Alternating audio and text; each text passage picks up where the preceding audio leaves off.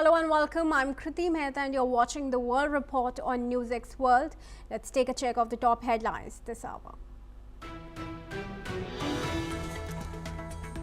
Australian police say at least 10 dead in Sydney's Bondi Beach shooting, 1 attacker killed, 2 taken in custody. 2 people are killed and 8 others critically wounded in the shooting at Brown University. According to local officials, authorities say the gunman remains at large as the investigation continues. Russia shoots down 235 Ukrainian UAVs over multiple regions overnight. 2 of them were shot down over the Leningrad region and 1 over the Moscow region. Ukrainian President Volodymyr Zelensky says he will meet US and European representatives in Berlin to discuss the fundamentals of peace.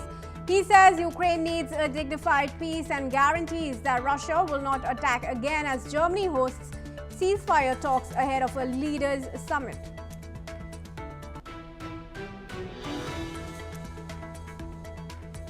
Hong Kong's last major opposition party holds a final vote on Sunday on whether to disband as China ratchets up pressure on the city's remaining liberal voices in a years-long national security crackdown. US President Donald Trump warns of very serious retaliation after US citizens are killed in an attack in Syria blamed on Islamic State. Trump says Syria's president is devastated by the attack and stresses Syrian forces are fighting alongside the US troops. UN Secretary General Antonio Guterres condemns a horrific drone attack on Bangladeshi peacekeepers in Sudan that killed 6 and wounded 8 others. Guterres warned that such attacks may constitute war crimes and says those responsible must be held accountable. European Union Commission President Ursula von der Leyen welcomes the release of Belarusian opposition figures and political prisoners by authorities in Minsk.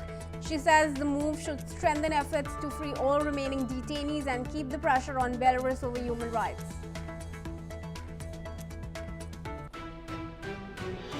And viewers, we continue our coverage as the horrific shooting in Sydney's famous Bondi Beach unfolds. Police have now confirmed that both shooters have been taken down.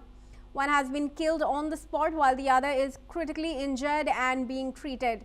As for the victims, according to New South Wales Police, at least 10 people have been killed while 12 have been injured in the attack.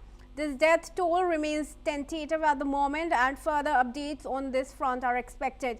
Meanwhile, leaders from across the world have offered their condolences to the victims and their families, including Israeli President Isaac Herzog and British Prime Minister Keir Starmer. In other update, it is now being reported that one of the victims of the attack was the emissary of a Chabad house, Rabbi Eli Schlanger, who was in attendance at the Hanukkah party at the Bondi Beach that was attacked. All right, viewers, a significant update now coming in. In fact, New South Wales Police have said that a number of suspicious items were also found at the scene and are being examined by specialist officers. An exclusion zone has been established there and the bomb disposal teams are working to neutralize some suspected devices. An extensive crime scene has been established and inquiries are now underway as per the police that issued its statement, and it also said that there have been no reports of any other related incidents as of now in Sydney. Let's go across to Charles Thompson, who's an Australian journalist, joins us live. Thank you, Charles, for joining us and speaking to us. Charles, have we been able to establish any suspected motive behind this latest killing? At the moment, nothing's been said in the media, but of course it's quite obvious that with the Israeli-Palestinian issue, that something's happening here. What the sad part about this is not the first time, even though not so severe, that there have been incidences on Bondi Beach with the Jewish community. So what begs belief is that when the Jewish community were having this celebration on the beach, there would have been some form of security, both camera and security police presence. So how these individuals managed to get on the beach with guns just defies logic. I have full faith, though, in the New South Wales Police Force that they're going to do a thorough investigation. All I ask, and I think all Australians ask, that the truth be told and nothing be held back. And if you've been able to speak to any of your sources, Charles, is there any information as to who these attackers are, where are they coming from, and how did they actually manage, like you said, to enter the Bondi Beach with guns? Well, I'm actually, as we speak, in New Delhi, the capital of India, and I'm not in contact with any of my colleagues abroad. This has only just happened, I believe, in the last few hours. It's shocked everybody, so we're all learning as we go. I do believe that one of them, their driver's license, New South Wales driver's license, has been found, and it's now being displayed on the media. Now, the important significance of that is that to have a New South Wales driver's license means that the person had to go through a process to live and stay and work in Sydney and in Australia. So there are lots of questions now to be answered. I'm glad that the police have come so quickly and doing the best they can, but we just need to know the full facts. But this is absolutely tragic and devastating, to say the least, now that at least 10 people have been killed. Charles, it's also particularly concerning that such incidents have been on a rise in Sydney, in New South Wales. We're learning at least 5-fold increase in such shooting spree in Sydney. This is seriously, this will go down in history as a very sad incident for Australia, and I have absolutely no doubt that the New South Wales Police, Federal Police and our security services will be doing their utmost. Now, once they've done what they can, they've observed everything, it's then up to the politicians of Australia on both sides of politics to look carefully at this and see what needs to be done in future to deter and reduce such incidences. And it's simply intolerable just to allow people to come in without proper checking. We have done it in the past. I believe we've rushed in a whole lot of people after COVID, and now, you know, there's lots and lots of questions that have to be answered. Well, definitely. Do stay on with me, Charles. There's some more information now coming in regard to the shooting. Viewers, let's tell you that new footage has revealed the events surrounding the shooting at Sydney's Bondi Beach during a Hanukkah festival that was being held there. A map of the scene shows blue dots marking the locations of unresponsive civilian casualties. According to available footage, it appears that one gunman opened fire from the pedestrian bridge while a second approached the Hanukkah event. The second gunman was disarmed by a bystander before attempting to flee. Authorities report that the second gunman was later shot and killed by the police when he returned to the pedestrian bridge. The investigation into the shooting is ongoing, with more details expected as the police operation unfolds. All right, let's bring in Charles back into the discussion here. Charles, we have a rough map as to how the shooters entered the area. They used the pedestrian bridge, and how the second shooter was taken down by the police. So clearly, I think that is going to help the police in investigating the route that they took and where they are coming from. Oh, absolutely. And I have every faith in the New South Wales Police Force that they're going to do a very thorough investigation. I think the issue for all of us as Australians, from all religions, all beliefs, is to ask the question, what can be done in the future as we go forward to not allow such events to happen again? And this is a big question mark on the government of the day. regardless of what side of politics you are in, those politicians who are leading the country, whether it be the Premier of New South Wales, the Prime Minister, Foreign Minister, Home Minister, have to reflect and look very carefully on what needs to be done going forward. Well, definitely. Ben, there's also some information now coming in regard to the Australia's Jewish Association. Let's tell our viewers that, and do stay on with us meanwhile. Viewers, let's tell you that the head of Australia's Jewish Association, Robert Gregory, has called the shooting at Sydney's Bondi Beach during a Hanukkah event a tragedy but entirely foreseeable.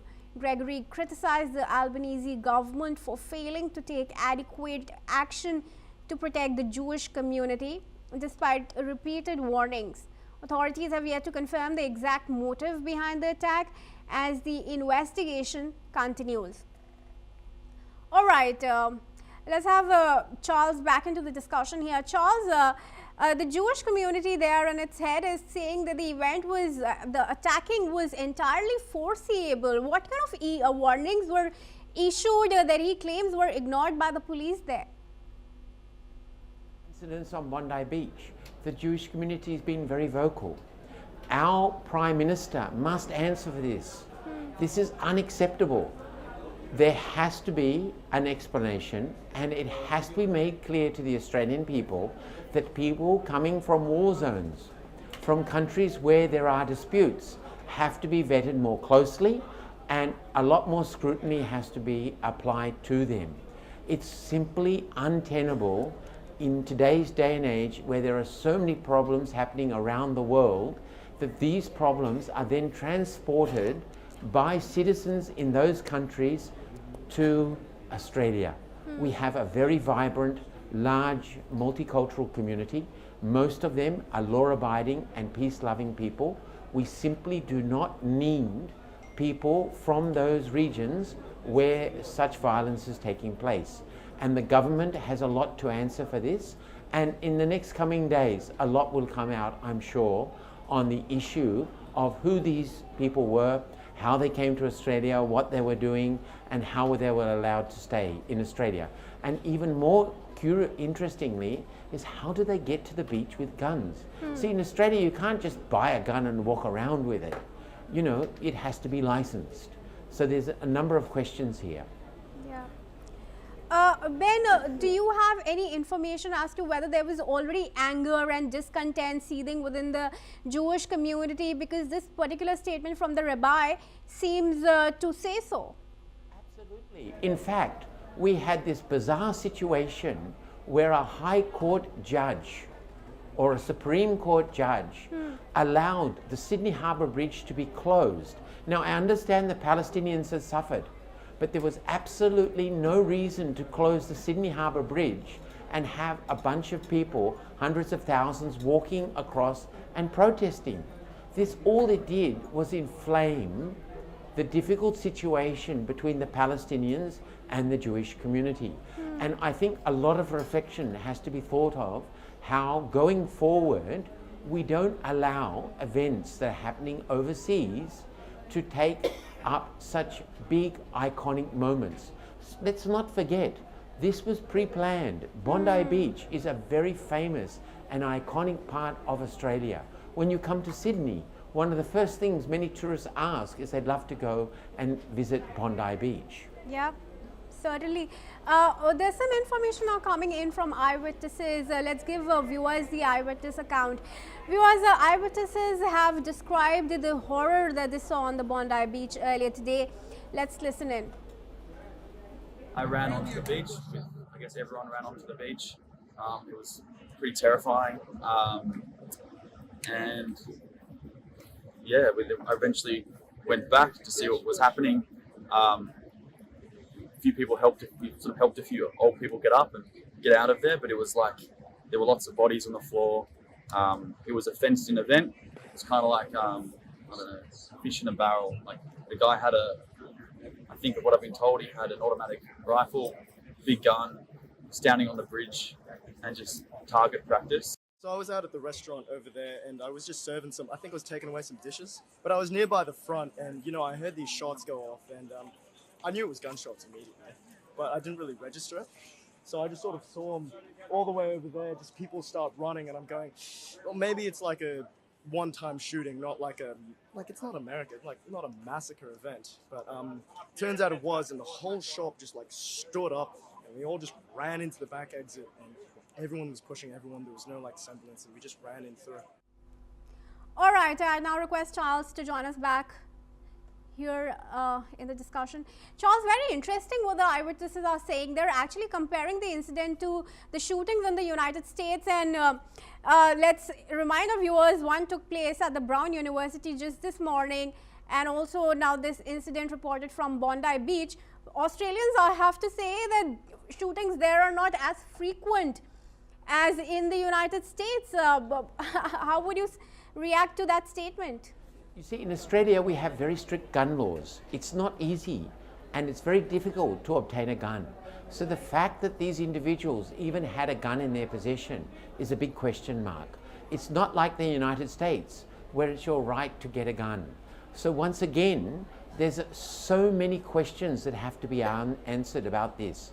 This is not a one-off. To actually manage to get a gun, to go at an event with the Jewish community, that too on Bondi Beach, that too when the security services and the police knew an incident could happen, right? So this opens up many, many questions that have to be answered and understood. So this is not a one-off event. This is a serious event. It's a terrorism event. No politician can cover this up, and we need to know the full facts. All Australians want to know the full truth of why this happened, who these individuals were, how they got the guns, how they got their visas, why they were living in Australia. All right. I'm sure these are the questions that are running on everybody's minds, and not just not just the people in Australia, but everywhere in the world. For now, thank you, Charles, for speaking to us. And with that, viewers, we're now going to move on. Now, in some news on the Russia-Ukraine war, the Russian Defense Ministry confirms that their forces intercepted and destroyed a massive wave of Ukrainian drone attacks overnight. Officials confirm that air defense systems shot down 235 Ukrainian unmanned aerial vehicles during the night. The ministry reported that on December 13, between 8 p.m. and 11 p.m. local time, the Russian forces destroyed 94 aircraft-type drones. The attacks continued through the night, and from 11 p.m. to 7 a.m. on December 14, air defenses intercepted and eliminated another 141 drones.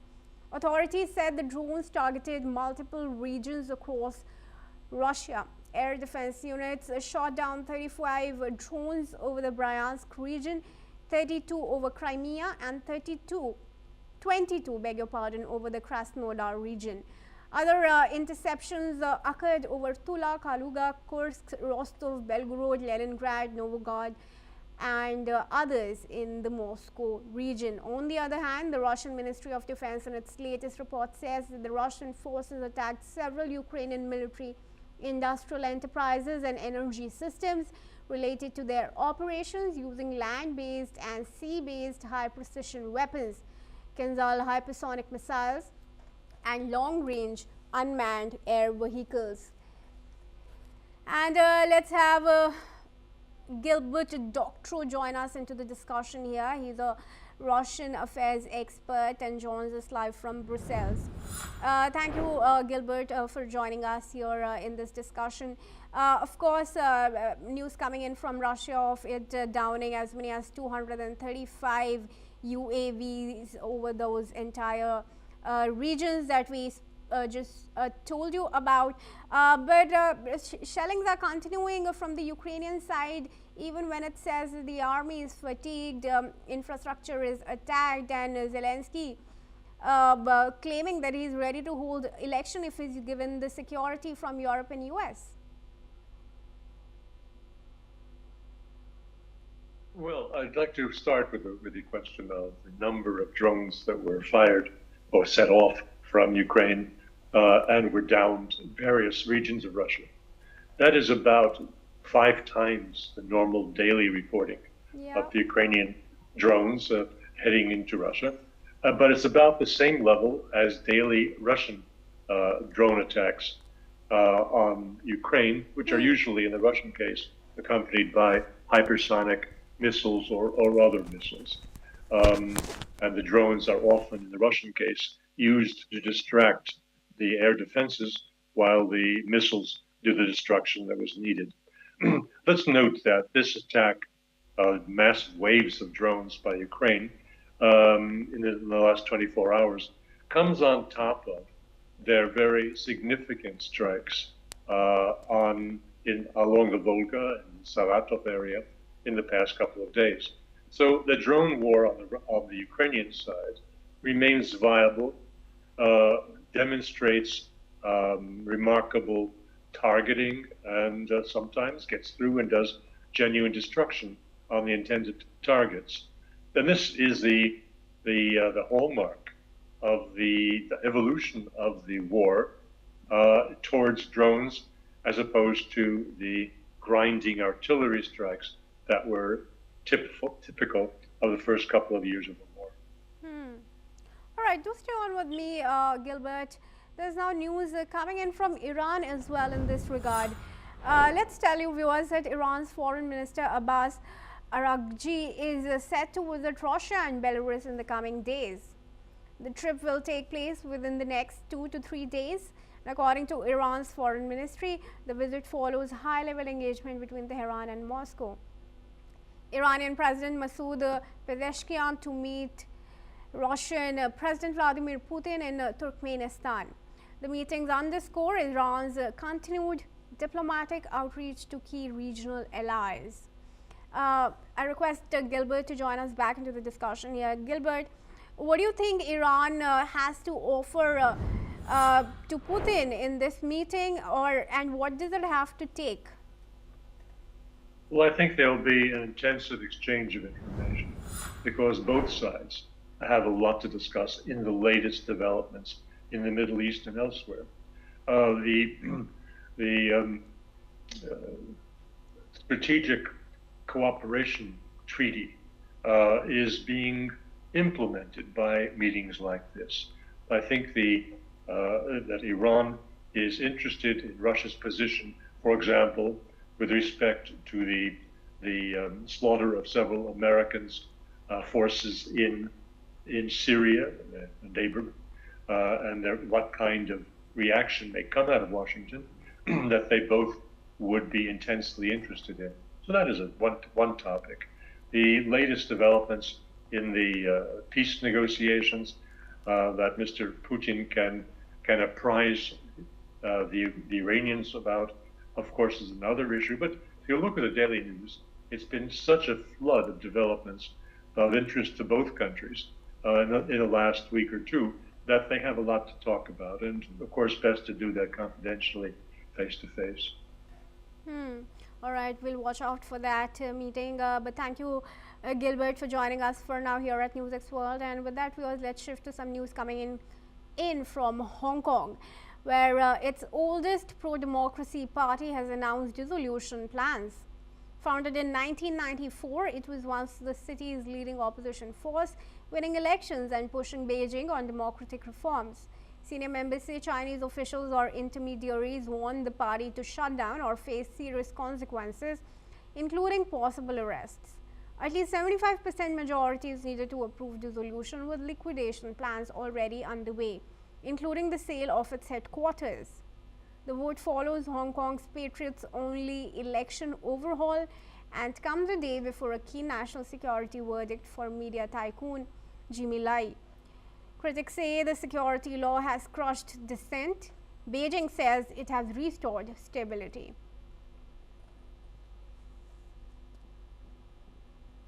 Now moving on, viewers, scores of Cambodian families are fleeing border areas as fighting between Cambodia and Thailand continues. In Bantay, in Miache provinces, displaced Cambodians have taken refuge in evacuation centers as clashes continue after being forced to escape amid shelling and gunfire. Evacuees describe moments of panic as bullets flew and families ran for their lives, leaving homes and livelihoods behind. Many are now sheltering in temples and makeshift camps under difficult conditions. Food, clean drinking water, and sanitation remain in short supply, making daily survival a struggle, especially for children and elderly people. Authorities say that more than 100 evacuation centers are operating across 6 provinces, housing around 130,000 people. Aid workers warn the scale of displacement is far greater than previous clashes, stretching local resources. With fighting ongoing, families fear essential supplies could soon run out.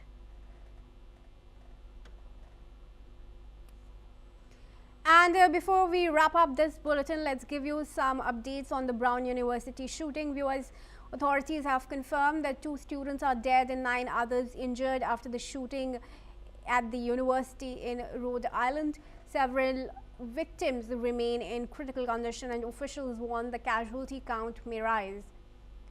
The shooting occurred at 4:05 p.m. local time near the Beres and Holly building. Police say the male suspect, dressed in black, fled on foot and remains at large.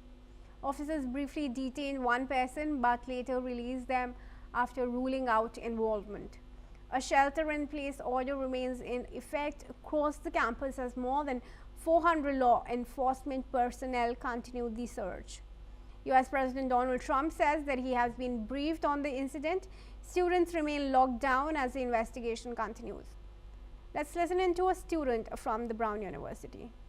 I'm shocked, but I'm not surprised. And I think that that's probably a sentiment that a lot of students also have here. It's like, obviously you never expect it to actually happen, but it's not surprising because we see how often it happens. I've been in my dorm room since it began. I was planning on leaving my dorm at within the next 30 minutes to go to a library, but obviously then everything happened. So I've been in my dorm, so I've been safe. But I'm probably like a 5-minute walk away from where the shooting was. So I didn't hear any gunshots, but like I can hear the helicopter right now. I heard the first responders when they showed up. So yeah, thankfully none of my friends were in the actual building. There were a few that were at the library right next to it, but they were just kind of all brought to like one common area. So they're safe. They're just, I'm sure they're hungry and tired and want to just go back to their dorms.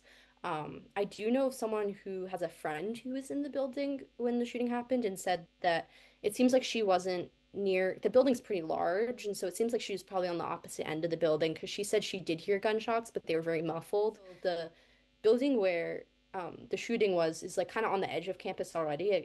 The street behind the building is a residential area, and so the shooter kind of walked off campus immediately after the shooting ended. So I don't think they really have a good understanding of where he is. But until then, we can't move. All right, and that's all we have time for. Keep watching NewsX World for all breaking news updates from around the world.